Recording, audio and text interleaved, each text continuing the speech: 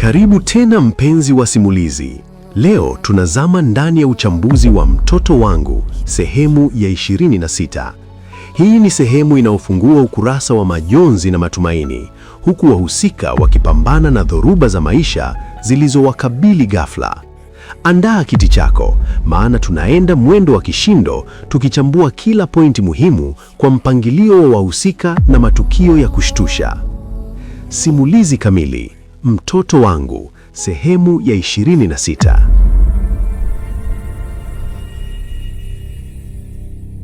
Pointi ya kwanza: taharuki ya polisi na mtoto Mwanga. Simulizi inaanza kwa hali ya wasiwasi. Kuna mazungumzo kuhusu mtoto ambaye anachukuliwa kuwa na nguvu za ajabu au mwanga. Mhusika mmoja analalamika kuwa popote anapopita anamkuta huyo mtoto mbele yake akicheza, jambo linalomfanya aanze kuingiwa na hofu kuwa huenda mtoto huyo ni mchawi au amerithishwa nguvu hizo kutoka kwa ndugu zake. Maoni. Hapa tunaona jinsi jamii inavyoweza kumwogopa mtoto asiye na hatia kwa kisingizio cha ushirikina. Hii inaashiria mwanzo wa ubaguzi au mateso kwa mtoto huyo. Swali: je, mtoto huyo ana nguvu za kweli za ulinzi au ni hofu tu za watu wenye hatia mioyoni mwao? Pointi ya pili: Twinzi na hifadhi ya chumba cha uswahilini. Twinzi ambaye amepitia matatizo makubwa ya kupoteza kila kitu, anapata msaada kutoka kwa rafiki yake wa chuo. Rafiki huyo anampa Twinzi chumba chake cha uswahilini ambacho awali alimpangia nyumba ndogo yake. Twinzi anashukuru sana, kwani alikuwa hajui pa kuelekea baada ya kufukuzwa kwenye utajiri. Rafiki huyo anamtia moyo akimwambia kuwa wastara haumbuki na ampe muda wa kupumzika. Maoni. Hapa tunaona jinsi thamani ya urafiki wa kweli. Twinzi ameanguka kutoka ghorofani mpaka uswahilini, lakini msaada huu ni hatua ya kwanza ya kuanza upya. Swali: je, Twinzi ataweza kuzoea maisha ya uswahilini yenye mekele na changamoto baada ya kuishi maisha ya kifahari? Pointi ya tatu: njama za Amanda, tumuue nyuki. Amanda na mama yake wanaonekana katika nyumba nzuri ya kifahari wakifurahia maisha ya high class walioyapata kwa jasho na damu. Hata hivyo, Amanda anamwambia mama yake kuwa kuna kidudu mtu anayeitwa nyuki ambaye lazima amuue ili waishi kwa amani. Mama yake anakubali kuwa tayari bega kwa bega kumteketeza huyo nyuki. Maoni. Amanda na mama yake ndio wahusika wakuu wa upande wa Diza. Wanaamini kuwa kuua ndiyo njia pekee ya kulinda utajiri wao wa dhuluma. Swali: nyuki ni nani katika maisha yao? Je, ni Twinzi au ni mtu mwingine anayejua siri zao? Pointi ya 4: kukutana kwake Remi na rafiki wa zamani Njenje. Remi anakutana na rafiki yake wa zamani Njenje ambaye anamshangaa kumwona Remi sasa amekuwa mcharo na yuko matawi ya juu. Njenje anamtahadharisha Remi asimsahau kwa sababu yeye ndiye anayejua siri zake zote za zamani. Remi anajisetea kuwa yuko bizi na kazi mpya aliyoipata mtaani na anaahidi kuendelea kuwasiliana naye. Maoni. Pointi hii inatukumbusha kuwa kale ni dhahabu, lakini pia siri za kale zinaweza kuwa tihisho. Njenje anaonekana kuwa mtu anayeweza kumtumia Remi kwa maslahi yake. Swali: je, Njenje atatumia siri za Remi kumdhalilisha au atakuwa mshirika wake katika harakati zinazofuata? Pointi ya 5: ukweli kuhusu baba halisi wa Twinzi. Twinzi anajikuta akijiuliza swali zito la nafsi: kama mimi siyo mtoto halisi wa mzee Mengo, baba yangu halisi atakuwa ni nani? Hii ni baada ya kuambiwa ukweli mchungu kuwa hana uhusiano wa damu na mzee aliyekuwa anamiliki mali zote, jambo lililosababisha anyang'anywe kila kitu. Maoni. Hii ndiyo kiini cha mgogoro wa utambulisho. Twinzi anatafuta chimbuko lake la damu ili ajue anasimama wapi kisheria na kijamii. Swali: je, kutafuta baba halisi kutamsaidia Twinzi kurudisha mali zake au kutamletea maumivu mapya? Pointi ya 6: Mapambano ya kazi, Remi na Twinzi. Remi anaenda kumfariji Twinzi ambaye anamuita shemeji na kumuuliza kuhusu hatima ya mali zake.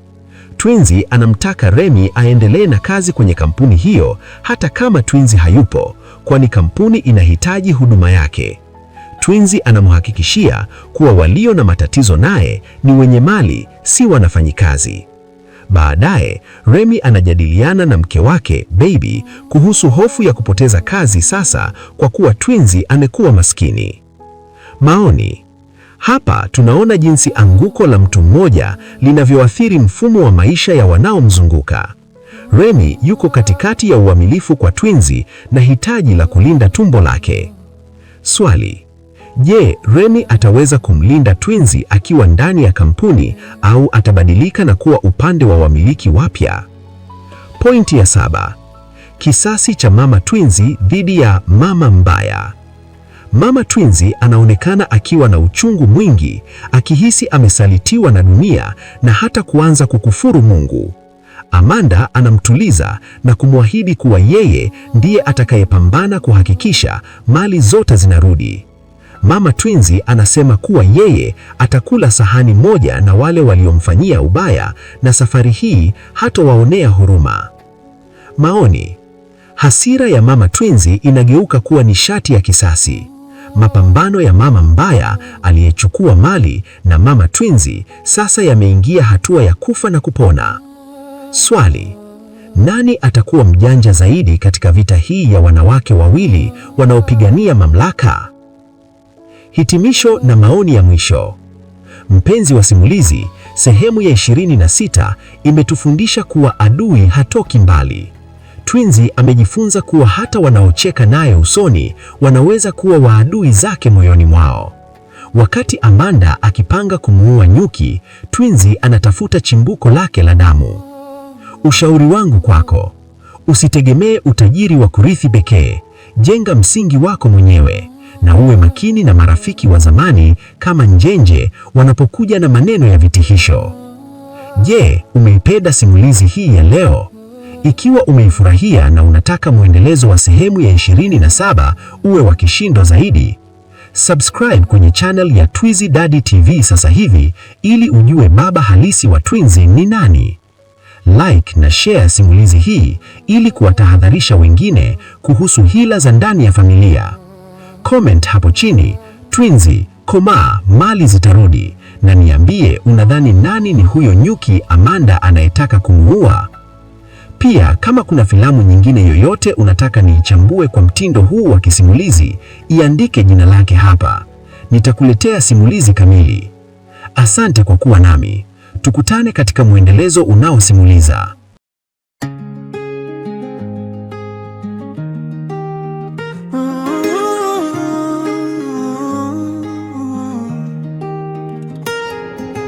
Karibu mahali ambapo hadithi zinapumua, maumivu yanazungumza na ukweli hauogopi giza. Karibu Bongo Episode. Hapa si filamu ya kawaida, ni maisha yaliyochorwa kwa machozi. Kila simulizi ni jeraha, kila neno lina uzito wa historia. Tunasimulia yaliyojificha, yasiyothubutu kusemwa hadharani. Upendo, usaliti, matumaini na giza la roho ya binadamu. Bongo Episode, sauti ya ukweli, mahali pa hadithi nzito zisizo na woga. Bongo Episode, hisia halisi, kicheko, maumivu, machozi ya ndani. Ukifika hapa, ondopo vile ulivyokuja. Bongo Episode,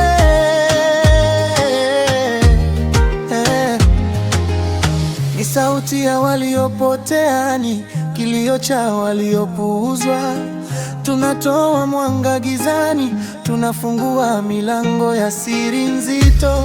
Kila episode ni somo, kila simulizi ni onyo. Usisikilize kwa masikio tu, sikiliza kwa moyo. Kama unatafuta burudani tupu, pengine hapa si mahali pako, lakini kama unataka ukweli, basi kaa, pumua, sikiliza. Bongo episode, sauti ya ukweli, hadithi za maisha bila kupamba. Bongo episode, hisia halisi, simulizi zinazoacha alama. Hisi Channel 2 ni safari ya akili na moyo. Bongo episode,